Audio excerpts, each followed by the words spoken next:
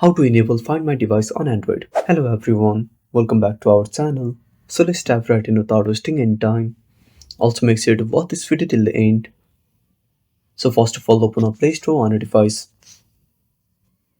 Then tap on the search icon at the bottom right corner. Then type Find My device. Then tap on search at the bottom right corner. Then tap on Google's Find Hub and tap on install. After installing, simply tap on open. Then tap on continue.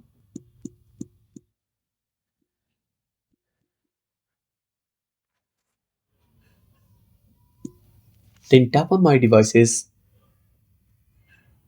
Then tap on use Find Hub network. Now select which network. Now simply go back.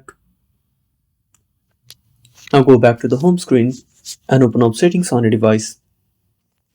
Then tap on the search bar. Now type Find My. Then tap on Find My device. Now simply turn on the toggle for allow device to be located. Now enter the lock screen password. And that's it. Thanks for watching. Make sure to subscribe our channel and hit the bell icon. See you in the next video.